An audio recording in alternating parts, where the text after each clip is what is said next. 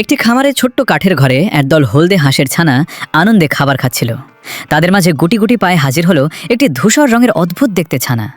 তার চেহারা বাকিদের মতো উজ্জ্বল ছিল না। ধূসর ছানাটি যেই না খাবার খেতে গেল, অমনি বাকি হলদে ছানাগুলো রেগে চিৎকার করে উঠল, খবরদার, আমাদের খাবারে হাত দেবে না।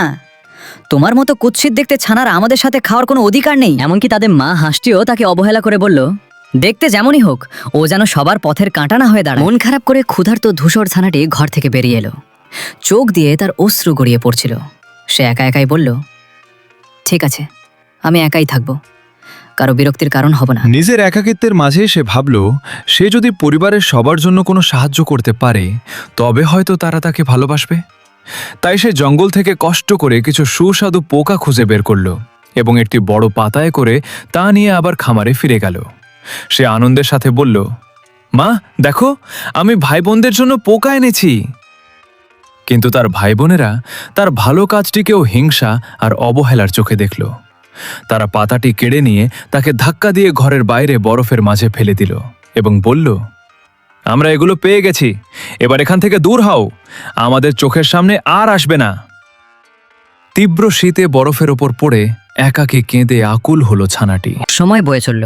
শীতের তীব্রতা কেটে গিয়ে একদিন প্রকৃতিতে বসন্তের আগমন ঘটল। চারিদিকে ফুল ফুটে উঠল এবং খামারের পাশের নদীটি আবার সতেজ হয়ে উঠল।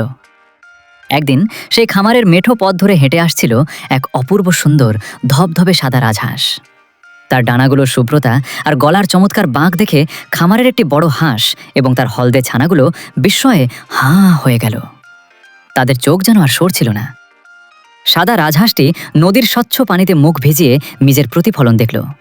সে নিজেই অবাক হয়ে আনন্দের সাথে বলে উঠল, আরে, তার মানে আমি কোনো সাধারণ কুৎসিত হাঁস ছিলাম না, আমি তো কি চমৎকার রাজহাঁস। সে ডানা ঝাপটে আনন্দের সাথে পানিতে খেলা করতে লাগলো। আর দূর থেকে তাকে দেখে অনুশোচনায় ভেঙে পড়ল সেই খামারের বড় হাঁসটি। সে কপালে হাত দিয়ে আফসোস করে বলল, হায়, যদি আগে জানতাম ও এত সুন্দর রাজহাঁস হবে, তবে ওর সাথে আরেকটু ভালো ব্যবহার করতাম। বন্ধুরা, যদি তোমরা এমন ভিডিও আরো দেখতে চাও তাহলে কমেন্ট করে জানাইও।